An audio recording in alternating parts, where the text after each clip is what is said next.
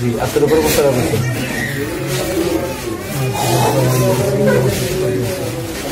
জি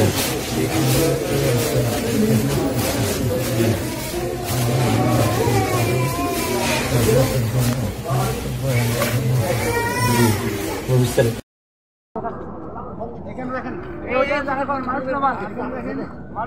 ভাই আপনার বাসা কোন জায়গায়?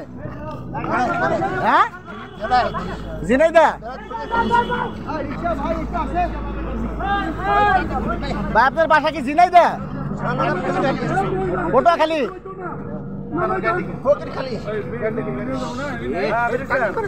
খুলে দেই ভাই। তোমার হালকা নাম্বার কত?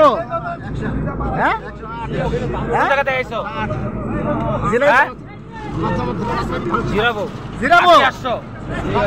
আজকে আসছো জিয়াবিন কাছে ভাই মাদ্রাসার ছাত্র, আমগো মাদ্রাসার ছাত্র।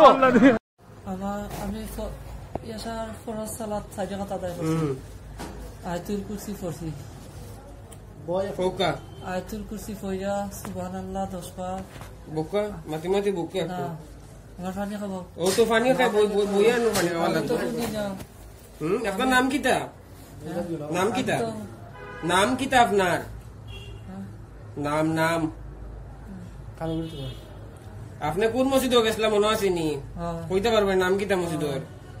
এই মসজিদের নাম সৈয়দ হাতিম আলী। জি হয়। আপনার নাম কিটা বুকা? হাতিম আলী রহমতুল্লাহ আলাইহি। জি হয়, এখান ঠিক আছে। আপনার নাম কিটা?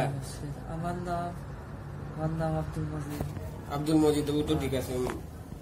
এখন বইয়া একটু পানি খাও, উঠিয়া পানি খাইতে পারতেন, মাথা তুলিয়া খাওয়া পানি। তুমি না স্ট্যাচু হয়ে গেলে এখানে রাজু জানা ভাই।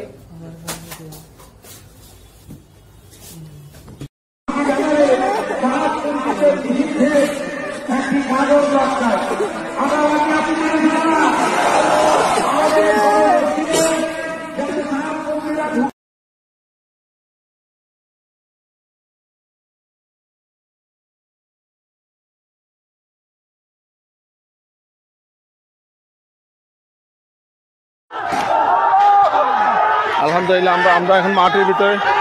আলহামদুলিল্লাহ আমরা এখন মাঠের ভিতরে। আলহামদুলিল্লাহ আমরা এখন মাঠের ভিতরে বিদেশি সীমার মাধ্যমে কামারফার মাধ্যমে ঢুকছি ইনশাল্লাহ। আলহামদুলিল্লাহ আমরা মাঠের ভিতরে। আলহামদুলিল্লাহ সব ভিতরে আসি। আল্লাহু আকবার। আসি সবাই আসি। আলহামদুলিল্লাহ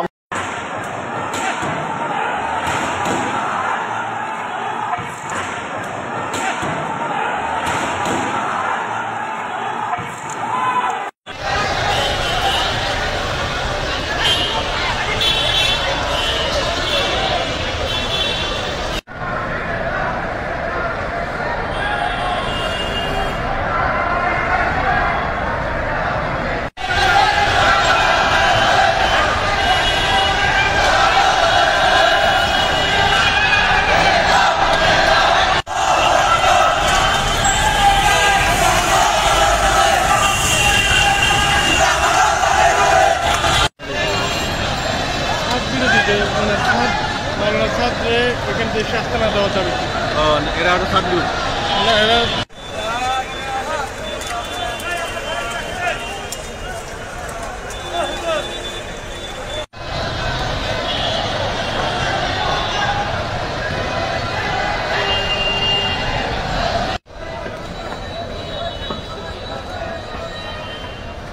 গাড়ি ঘুরছে।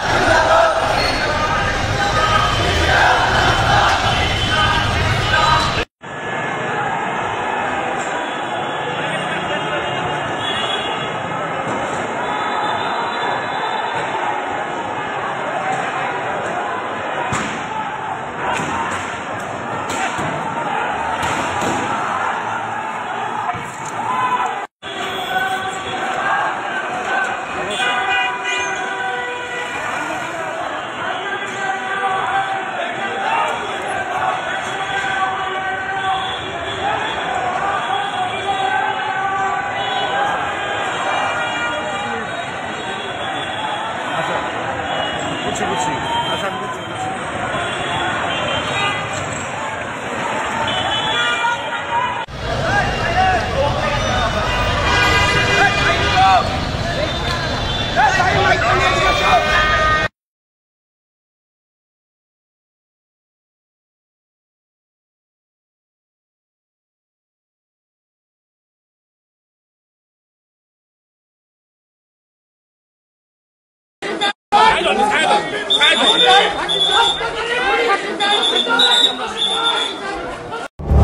ইসরায়েলে গিয়ে মোসাদের সাথে দেখা করে নাশকতার সবক নিয়ে এসেছেন সাদপন্থী নেতারা। শুনতে অবিশ্বাস্য মনে হলেও চাঞ্চল্যকর এই প্রতিবেদন প্রকাশ করা হয়েছে জাতীয় একটি গণমাধ্যমে। আমি অনন্ত জলিল ও মুফতি ওসামা ভাই। খবরের সূত্র অনুযায়ী 2016 সালে সাদপন্থী শীর্ষ নেতা ওয়াসিফের ছেলে মুফতি ওসামা এবং চলচ্চিত্র নায়ক অনন্ত জলিল ইসরায়েল সফর করেছেন। তাদের সাথে সবুজ নামে রহস্যময় আরেক ব্যক্তিরও নাম পাওয়া গেছে। এ সময় মোসাদ প্রধানের সাথেও তারা সাক্ষাৎ করেছেন মর্মে সেই সংবাদে জানানো হয়েছে। মূলত তাদের ইসরায়েল সফরের পরেই তাবলিগের মধ্যে বিভক্তি চরম আকার ধারণ করে, যার পরিণতিতে 2018 সালের 1 জানুয়ারি হত্যাকাণ্ডের মতো ঘটনা সংঘটিত হয়।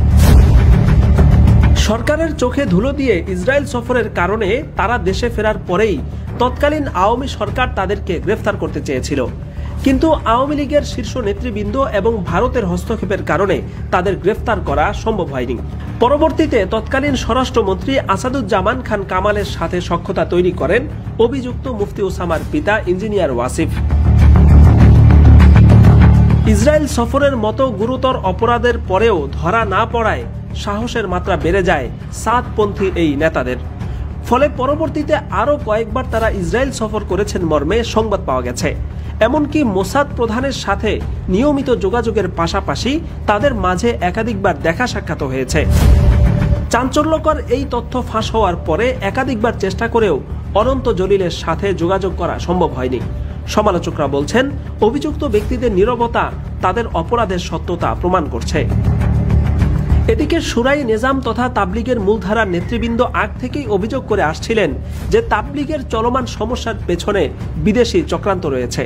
বিশেষ করে ভারত এবং ইসরায়েলের যোগসাজশেই সাদপন্থীরা দিনের এই মেহনতকে ধ্বংসের পায়তারা করছে, যাতে এর মাধ্যমে মুসলিম জাতি নিজেরাই দ্বন্দ্ব কলহে লিপ্ত হয়ে যায় এবং ভারত ও ইসরায়েলের দিকে মনোযোগ দেওয়ার সুযোগ না পায়। শুধু ভারত ইসরায়েল নয়, পতিত স্বৈরাচার আওয়ামী লীগের সাথেও ঘনিষ্ঠ সম্পর্ক ছিল সাদপন্থী শীর্ষ নেতাদের। তাদের অন্যতম নেতা ডক্টর ইর্তেজা হাসান একদিকে শেখ হাসিনার একান্ত অনুগত ছিলেন, অপরদিকে কপালে সিজদার দাগ পড়া এই ব্যক্তির নারীদের সাথে অপকর্মের ভিডিও ফাঁস হয়ে দেশব্যাপী ছড়িয়ে পড়েছে। মুফতি ওসামার গিটার হাতের ছবিও তুমুল সমালোচনার জন্ম দিয়েছে সামাজিক মাধ্যমে। তবে বর্তমানে মুসলিম জাতির প্রধান শত্রু ইসরায়েলের সাথে ঘনিষ্ঠ সম্পর্ক, এমনকি গোপনে ইসরায়েলে যাতায়াতের তথ্য ফাঁস হওয়ার পর এখন মুখ লুকানোর জায়গা খুঁজে পাচ্ছে না মাওলানা সাদের এই অনুসারীরা।